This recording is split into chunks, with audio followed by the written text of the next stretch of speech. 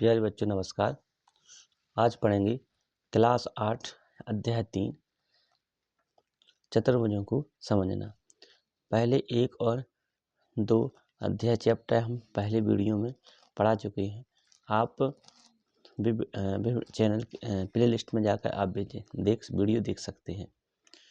आज पढ़ेंगे चतुर्भुजों को समझना। चतुर्भुज को समझना पढ़ेंगे।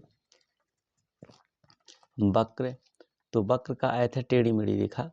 जैसे ये टेढ़ी मेढ़ी रेखा है, जैसे देखिए ये टेढ़ी मेढ़ी रेखा है, तो इसे हम क्या कहेंगे? वक्र रेखा कहेंगे।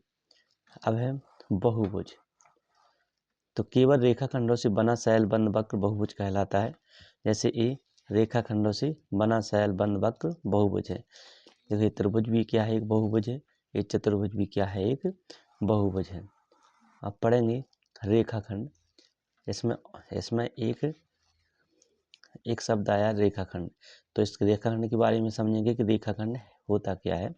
तो दो बिंदुओं के बीच की दूरी को हम रेखाखंड कहते हैं। जैसे ए और बी दो बिंदु हैं, एक निश्चित लंबाई दी गई है, इसलिए इसे हम क्या कहेंगे? रेखाखंड कहेंगे। अब आता है उत्तल बहुभुज। उत्तल बहुभुज वह बहुभुज जो बाहर की ओर उभरा हुआ हो, तो वह उत्तल बहुभुज कहलाता है। जैसे चतुर्भुज को देखेंगे तो ये अंदर की ओर उभरा हुआ नहीं है, कहाँ की ओर उभरा हुआ है? बाहर की ओर उभरा हुआ है। इसी प्रकार ये षष्ठभुज देखेंगे तो ये भी क्या है? बाहर की ओर उभरा हुआ है। फिर देखते हैं अवतल बहुभुज।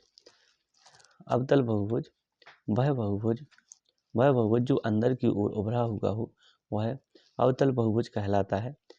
जैसे ये षष्ठभुज है, ये अंदर की ओर उभरा हुआ है, इसलिए इसे हम अवतल बहुभुज कहेंगे।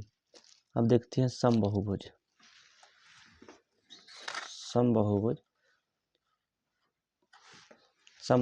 वह बहुभुज जिसमें भुजाओं की संख्याएं 2, 4, 6, 8 या अनगिनत भी हो सकती हैं। तो जिसमें भुजाओं की संख्याएं 2 हो, 4 हो, 6 हो, 8 हो, तो वह समबाहुभुज कहलाता है। जैसे चतुर्भुज है,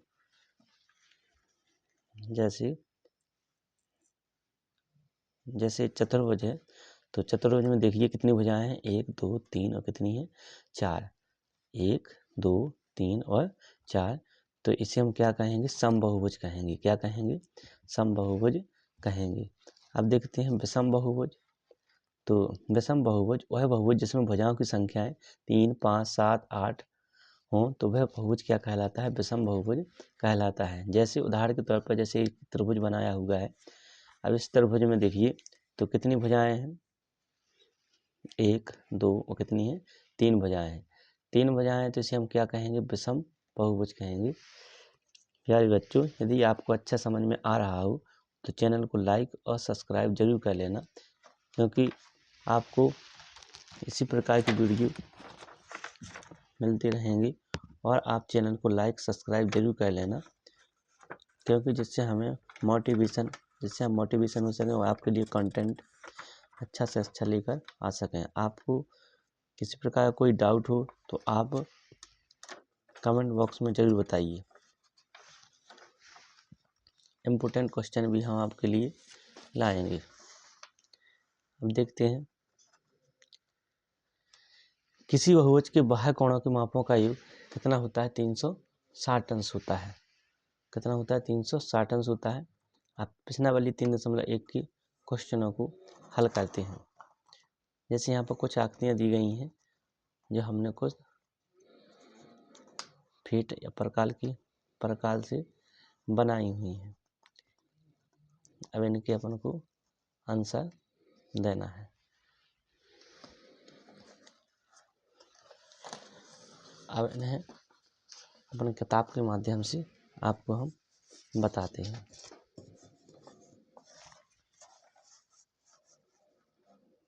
देखिए जैसे जी आकृति दी गई हैं 3.1, यहाँ पर कुछ आकृतियाँ दी गई हैं। जैसे बताइए ये उत्तल बहुभुज है कि अवतल बहुभुज है? तो हमने आपको उत्तल अवतल के बारे में आपको बता दिया है, वक्र के बारे में भी हमने आपको बता दिया है। अब अपन इसके आंसर लिखते हैं।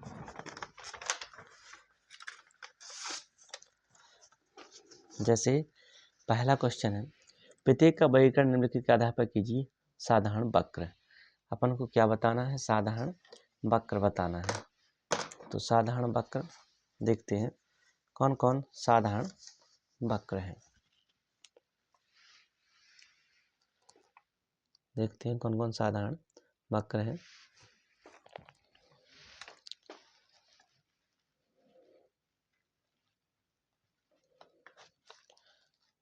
साधारण वक्र के बारे में देखते हैं। तो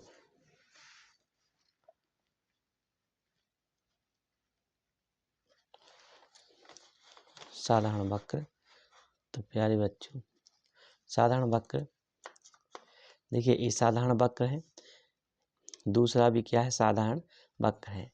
ये तीसरा साधारण वक्र नहीं है। साधारण वक्र क्यों नहीं है? क्योंकि देखिए इसको पेन से डबल बार बनाया गया है, एक बार और फिर दूसरा बार, यानी पेन को उठाया गया है, तो ये साधारण वक्र नहीं है। ये चौथा भी साधारण वक्र नहीं है। साधारण वक्र कौन कौन से हैं?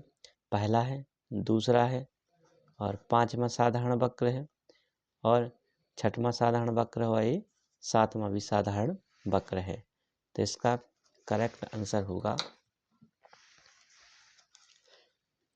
पहला साधारण वक्र, दूसरा साधारण वक्र,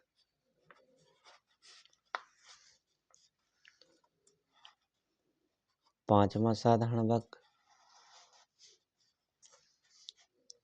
और छठवां साधारण वक्र और सातवां साधारण वक्र होगा। अब देखते हैं साधारण बंद वक्र। कौन सा साधारण बंद वक्र देखते हैं? साधारण बंद वक्र, तो साधारण बंद वक्र कौन सा है? तो साधारण वक्र भी पहला साधारण वक्र है, दूसरा साधारण वक्र है, पांचवा साधारण वक्र है, छठवां साधारण वक्र है और सातवां भी साधारण वक्र है। देखिए पहला साधारण वक्र है, साधारण और बंद वक्र, तो साधारण भी है और बंद भी है। देखिए ये भी बंद है, ये भी बंद है, ये भी बंद है, ये भी बंद है और ये भी बंद है, यानी ये साधारण बंद वक्र है। फिर देखते हैं बहुभुज। तो बहुभुज की परिभाषा बता ही दी है। तो वह बहुभुज रेखाखंडों से बना शैल बंद वक्र बहुभुज कहलाता है। यानी रेखाखंडों से, देखिए रेखाखंडों से कौन कौन से बहुभुज बने हुए हैं? जो रेखाखंडों से बने बहुभुज हैं वह बहुभुज कहलाता है। ठीक है, अब देखते हैं, देखिए ए रेखाखंडों से बना हुआ है और ए भी रेखाखंडों से बना हुआ है। बाकी देखिए रेखाखंड नहीं बने हुए हैं, रेखाखंडों से नहीं बनी हुई है, तो हम रेखाखंड की भी हमने परिभाषा आप लोग को बता दी है। अब देखते हैं अब क्या बताना है? बहुभुज, तो हेडिंग डालेंगे बहुभुज।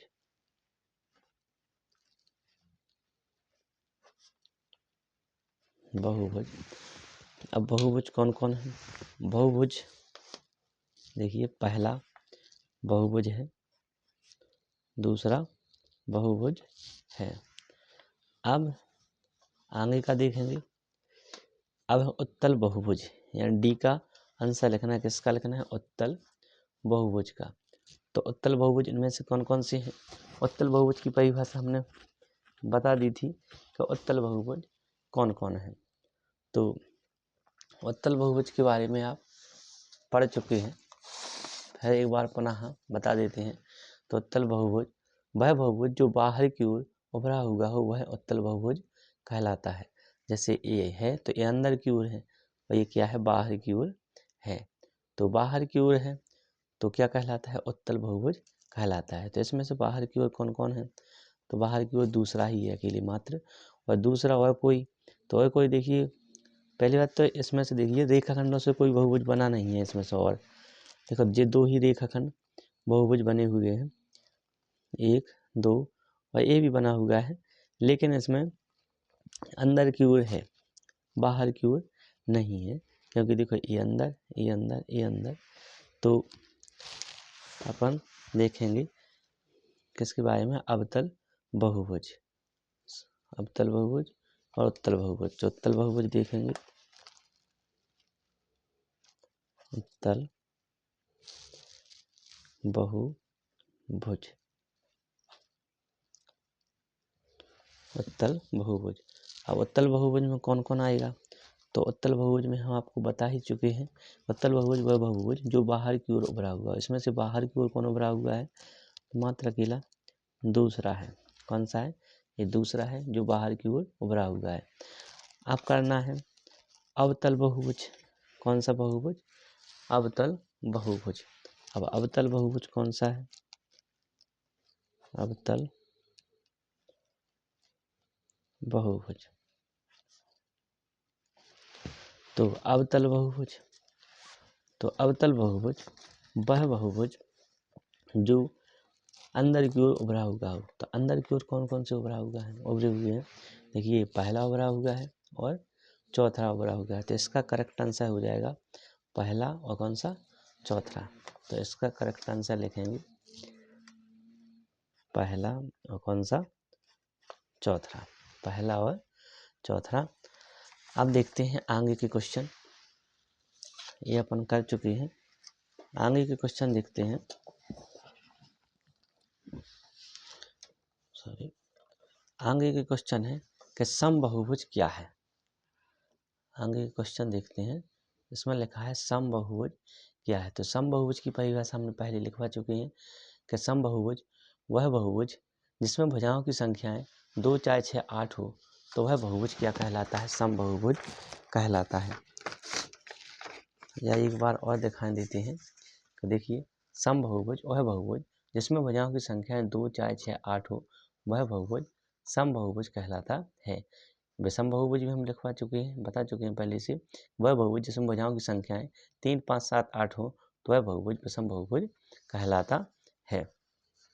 अब देखिए इनमें से एक समबहुभुज का नाम बताइए जिसमें, तो एक समबहुभुज इनमें से कौन सी, नंबर 3 है, 3 भुजाएं हैं, आपको बता चुके हैं 3 भुजाएं, तो कौन सा बहुभुज है, विषम बहुभुज है। 2 4 भुजाएं हैं तो इसे हम क्या कहेंगे, समबहुभुज। और 6 भुजाएं कहें, 6 भुजाएं हैं तो इसको क्या कहेंगे हम, समषष्ठभुज कहेंगे। क्या कहेंगे, समषष्ठभुज कहेंगे। तो प्यारे बच्चों धन्यवाद। आपको 3.1 समझ में आ गया होगा। अगर किसी प्रकार की समस्या हो, कोई प्रॉब्लम हो, समझ में यदि कुछ टॉपिक्स समझ में नहीं आ रही हो, तो आप कमेंट में जरूर बताएं, हम आपकी पूरी सहायता करेंगे। धन्यवाद। चैनल को लाइक और सब्सक्राइब जरूर कर लेना।